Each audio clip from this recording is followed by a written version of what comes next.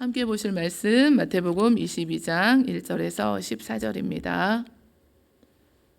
마태복음 22장 1절에서 14절 말씀 찾으신 후에 봉독합니다. 다 찾으신 줄 믿고 함께 봉독하겠습니다.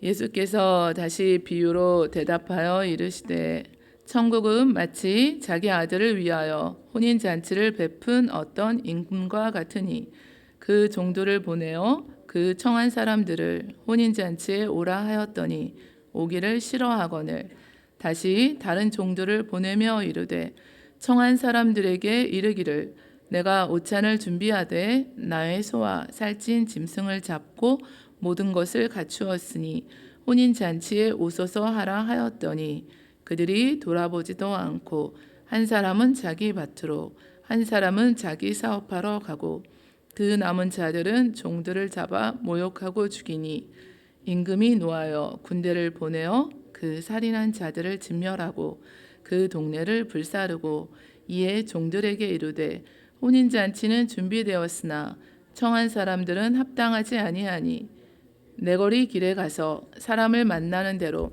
혼인잔치에 청하여 오라 한데 종들이 길에 나가 악한 자나 선한 자나 만나는 대로 모두 데려오니 혼인잔치에 손님들이 가득한지라 임금이 손님들을 보러 들어올세 거기서 예복을 입지 않은 한 사람을 보고 이르되 친구여 어찌하여 예복을 입지 않고 여기 들어왔느냐 하니 그가 아무 말도 못하거늘 임금이 사환들에게 말하되 그 손발을 묶어 바깥 어두운 데 내던지라 거기서 슬피 울며 이를 갈게 되리라 하니라. 청함을 받은 자는 많되 택함을 입은 자는 적으니라.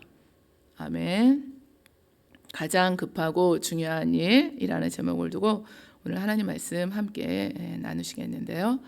마태복음 22장은 오늘 혼인잔치 비유입니다. 혼인잔치는 천국을 비유하고 있는데요. 혼인잔치를 베푼 임금은 하나님을, 아들은 혼인잔치를 베푼 임금의 상속자, 그러니까 하나님의 아들이신 예수님을 상징합니다. 먼저 청함을 받은 사람들은 하나님의 백성 이스라엘을, 종들은 하나님께서 보내신 모든 선지자를 가리키고 있습니다. 임금은 아들을 위해서 잔치를 베풀고 그 종들을 보내서 청한 사람들을 오라고 초대하였습니다. 그런데 청함을 받은 사람들은 오기를 싫어했고 심지어 임금이 보낸 종들을 잡아서 모욕하고 죽였습니다. 이제 임금은 드디어 군대를 보내서 그들을 진멸하고 그 동네를 불살라 버렸습니다. 이 비유는 예수님을 통한 하나님의 초청을 무시한 이스라엘 민족의 죄, 또 그에 따른 심판을 예고한 것입니다. 유대인들의 배척으로 이제 복음이 이방인들에게로 넘어가게 되는 것과 또 종말론적인 심판을 보여주고 있습니다. 동시에 예수님의 그 시대 상황을 넘어서 모든 시대의 사람들에게 경고하는 것이기도 합니다. 주시는 말씀인데요. 예수님에 대한 믿음이 없으면 결코 하나님 나라에 들어갈 수가 없습니다. 예복을 입지 않는 사람은 들어가지 못하고 바깥 어두운 데 슬피 울며 이를 갈게 되리라 말씀하셨는데요. 오직 예수 그리스도의 십자가의 보혈의 공로를 힘입어 의롭게 될 수 있습니다. 가장 급하고 중요한 일이 무엇일까요? 오늘 혼인잔치를 베푼 임금은 종들을 보내서 청한 사람들을 혼인잔치에 오라고 부르게 합니다. 하나님의 은혜로 값없이 의롭다함을 얻은 우리들은 복음을 전하며 그 복음에 합당한 삶을 살아야 합니다. 가장 급하고 중요한 일은 주의 복음을 우리가 증거하는 일입니다. 복음을 전하는 일인데요. 천국은 마치 자기 아들을 위하여 혼인잔치를 베푼 어떤 임금과 같은데 그 종들을 보내서 그 청한 사람들을 혼인잔치에 초청했습니다. 왕의 잔치에 초청을 받는다는 것은 가장 큰 축복이고 은혜고 영광입니다. 세상의 진정한 왕은 누구실까요? 하나님이신데 우리들을 향해서 끝없이 사랑과 은혜를 베풀어 주셨습니다. 복음을 주셨는데요. 천국의 초청, 이 복음이 곧 은혜인데요. 그렇지만 결과에 따라서 심판과 영생을 판가름하게 합니다. 하나님은 모든 사람이 구원을 받으며 진리를 아는 데 이르시기를 원하시는 줄 믿습니다. 계속해서 이 부름이 이어지고 있습니다. 지속되고 있는데요. 이사야서는 오라 너희 모든 목마른 자들아 물로 나오라 돈 없는 자도 오라 너희는 와서 사 먹되 돈 없이 값 없이 와서 포도주와 젖을 사라 말씀하셨습니다. 내가 만일 내 입으로 예수를 주로 시인하며 또 하나님께서 그를 죽은 자 가운데서 살리신 것을 내 마음에 믿으며 구원을 받으리라 하셨고, 그러나 끝내 이 구원의 초청을 거절하는 자들은 결국 멸망의 심판을 당한다고 하셨습니다. 믿고 세례를 받는 사람은 구원을 얻을 것이요 믿지 않는 사람은 정죄를 받는다고 하셨습니다. 당시 이스라엘 백성들은 그들을 향하신 하나님의 사랑과 은혜로운 초청을 거부하면서 불신앙과 고집으로 복음을 거부했습니다. 오늘날에도 그래서 복음을 전하는 일은 거절당하고 환영을 받지 못합니다. 그럼에도 불구하고 복음을 전해야 합니다. 종들을 보내어 청한 사람들을 혼인잔치에 오라 하였더니 오기를 싫어하니 다시 다른 종들을 보내어 모든 것을 갖추었으니 혼인잔치에 오소서 하라. 그런데 그들이 돌아보지도 않고 한 사람은 밭으로 한 사람은 자기 사업하러 갔습니다. 모두 각자 이유가 있었는데 농사 지어야 하고 사업하러 가야 한다는 것이었습니다. 이것을 먼저 우선순위로 생각했고 그 잔치에 참석하지 않겠다는 것입니다. 그러니까 전혀 중요하지 않은 일처럼 대수롭지 않게 여겼고 개인적인 일에만 몰두했습니다. 그러니까 눈앞에 현실적인 유익에만 어두워서 천국 복음을 받아들이지 못했던 대부분의 유대인들을 가리키는 것입니다. 바리새인들은 돈을 좋아하는 자라고 하셨고 또 부자 관리가 예수님께 나와서 무엇을 하여야 영생을 얻으리까 물었을 때 예수님께서 한 가지 부족한 것이 있는데 내 재산을 팔아서 가난한 자들에게 주고 나를 따르라 하셨지만 이 말씀을 듣고 부자인 고로 근심하며 예수님을 떠나갔습니다. 이 말씀을 생각해 보면요, 자신의 미래를 위해서 더 많은 것을 쌓아두려고 하면서 하나님께 대하여 부여하지 못한 사람들이 세상에서 가장 어리석은 자들이라는 것을 알 수 있습니다. 누가복음에 우리가 잘 아시는 것처럼 한 부자 비유가 나오는데요. 밭에 소출이 풍성해서 곡간을 헐고 더 크게 짓고 모든 것을 쌓아두고 이제 여러 해 동안 쓸 물건을 넉넉하게 많이 쌓아두었으니까 평안히 쉬고 먹고 마시고 즐거워하자 라고 했지만 하나님께서는 어리석은 자여 오늘 밤에 내 영혼을 도로 찾으리니 그러면 그 모든 것이 누구의 것이 되겠느냐 하셨습니다. 내일 일을 알지 못한다는 것입니다. 그래서 이 땅에서 가장 급하고 중요한 일은 하나님이 보내신 독생자 예수 그리스도를 받아들이는 것입니다. 영접하는 일입니다. 그렇기 때문에 우리가 전도할 때 많은 분들이 다음 주에 갈게요, 다음 달에 갈게요, 이 일만 해결하면요 이렇게 해서 내일로 미루는 경우가 많이 있습니다. 그런데 사실은 위험한 말인 것입니다. 우리의 내일 일은 아무도 알지 못하기 때문입니다. 이 땅에서 가장 급하고 중요한 일이 무엇이라고 생각하고 계셨습니까? 해답을 각자 갖고 계실 텐데요. 그러나 하나님이 보시기에 가장 급하고 중요한 일은 복음을 전하는 것입니다. 임금이 놓아여 군대를 보내어 그 살인한 자를 진멸하고 그 동네를 불살랐습니다. 하나님의 은혜를 거절하고 반역한 이스라엘에 하나님의 엄중한 심판이 임할 것을 예언하고 있는데 AD 70년에 로마 장군 디도에 의해서 예루살렘이 멸망당하고 로마 군대는 예루살렘에 있는 성전과 또 건축물들을 모두 다 멸망시켰고 사람이 살 수 없는 곳으로 만들어 버렸습니다. 혼인잔치는 준비되었고 청한 사람들은 합당하지 않아서 내거리 길에서 사람을 만나는 대로 혼인잔치에 청하여 오라고 했습니다.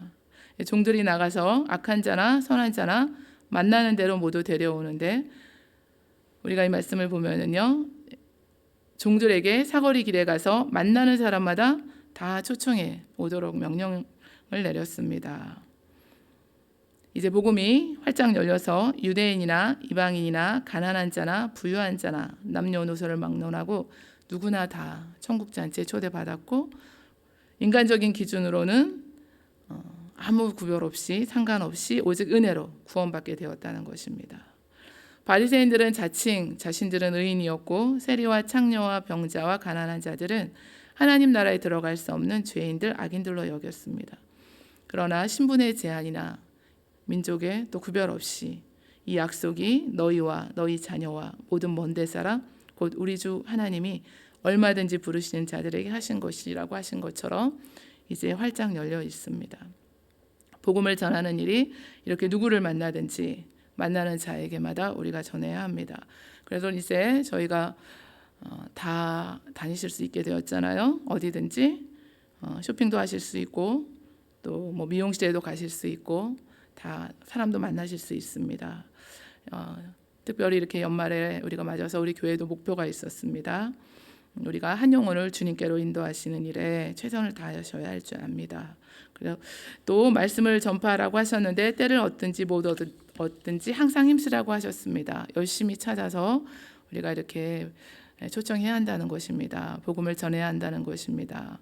넓게는 또 복음 전도에 우리가 동참하는 일에 다 열심을 두셔야 하는데 제가 얼마 전에 우리 선교사님 한 분하고 통화를 하게 되었는데요. 선교사님이 한 1시간 반가량 이제 그 선교지의 상황을 말씀해 주셨습니다.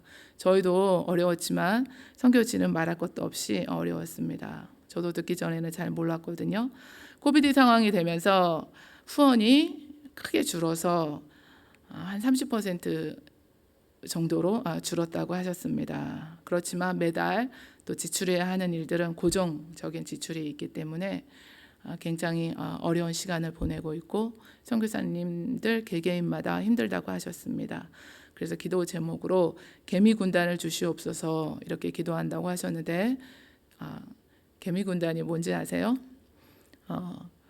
한 번에 이렇게 크게 목돈을 큰 돈을 후원하셨던 분들은 이제 그 목돈이 딱 후원이 끊기면은 어려우시잖아요. 그런데 생활에서 정말 하실 수 있는 꾸준히 10년이면 10년 이렇게 꾸준하게 내 주님 부르시는 그날까지 하실 수 있는 그런 그 선교 헌금을 할 수 있는 그런 분들을 개미 군단이라고 해서 그런 분들을 몇 명 주시옵소서 100명 이렇게 해서 기도하고 하나님께서 채워가시고 있다 이렇게 말씀해 주셨습니다.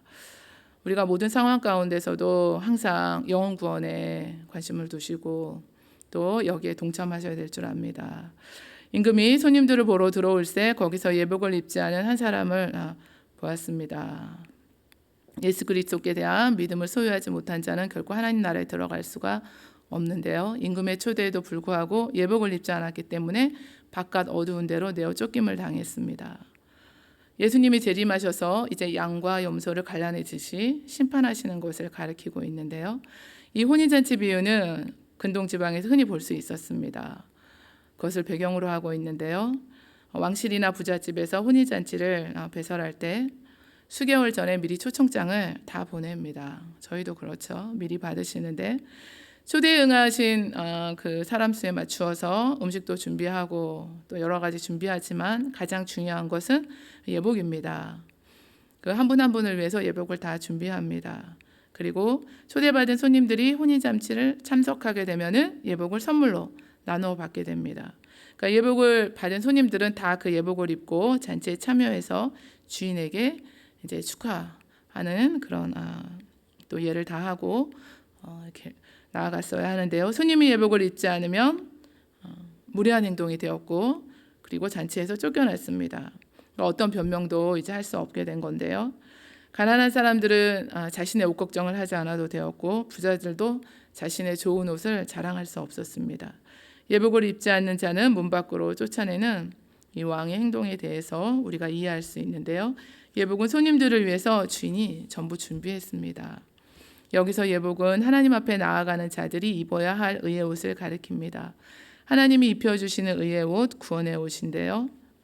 우리는 다 하나님 앞에 설 수 없었습니다. 그러나 오직 예수 그리스도의 십자가의 공로를 입어 누구든지 의롭게 될 수 있도록 해주셨습니다. 로마서 3장 말씀에는 곧 예수 그리스도를 믿음으로 말미암아 모든 믿는 자들에게 미치는 하나님의 은이 차별이 없느니라. 모든 사람이 죄를 범하였음에 하나님의 영광에 이르지 못하더니 그리스도 예수 안에는 속량으로 말미암아 하나님의 은혜로 값없이 의롭다 하심을 얻은 자 되었다고 하셨습니다. 우리가 받은 이 복음을 우리가 또 증거해야 하는 책임이 우리들에게 다 맡겨져 있습니다. 우리 옆에 계신 가까운 가족들부터 이웃들부터 또 나아가서 거리에서 만나는 사람들마다 또 찾아서 우리가 복음을 전하셔야 될 줄 압니다. 이 연말에 한 영혼을 주님께로 인도하는 일에 마지막까지 최선을 다하시기를 원하는데요. 우리 성령님께서 도우십니다. 임금이 사원들에게 말하되 그 손발을 묶고 바깥 어두운 데에 내던지라. 거기서 슬피 울며 이를 갈게 되리라. 청함을 받은 자는 많되 택함을 입은 자는 적다는 말씀으로 오늘 말씀을 14절 말씀을 제가 마칠 텐데요. 예수님께서도 그 나라의 본 자손들은 바깥 어두운 데 쫓겨나 거기서 울며 이를 갈게 된다고 하시는 말씀으로 이 바깥 어둠에 내던져지고 거기서 슬피 울며 이를 갈게 되는 것은 마지막 심판 때 형벌에 대한 이야기입니다. 이 묘사인데요. 지옥에 대한 일반적인 이 성경의 표현입니다. 영원한 형벌로 이제 더 이상의 자비나 기회가 없습니다. 자신의 죄인됨을 인정하지 않고 예수 그리스도를 거부하는 모든 이들이 종말에 들어가게 될 그 고통의 장소를 우리는 지옥이라고 부르는데요.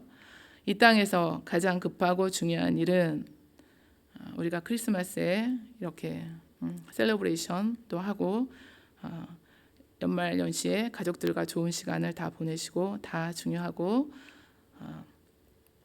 좋은 일입니다. 그러나 굿뉴스, 복음이 가장 좋은 일입니다. 이런 시간들을 통해서 놓치지 말아야 할 것은 가족들 중에서 또 믿지 않는 분들 말씀을 들고 기도하시면서 반드시 우리 복음을 증거하셔야 되고 이것을 간과하시면 안 되고 이웃들에게 선물도 나누시잖아요. 저도 이제 우리 크리스마스 때 옆집이 저한테 초콜릿 선물해 주거든요. 매년.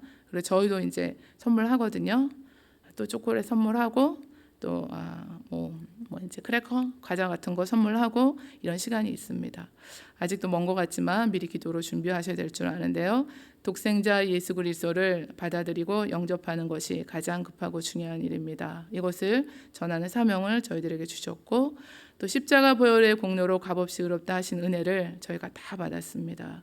영혼 구원을 위해서 기도하고 복음을 전하는 저와 여러분들의 또 이 남은 또 2021년 시간 되시기를 원합니다.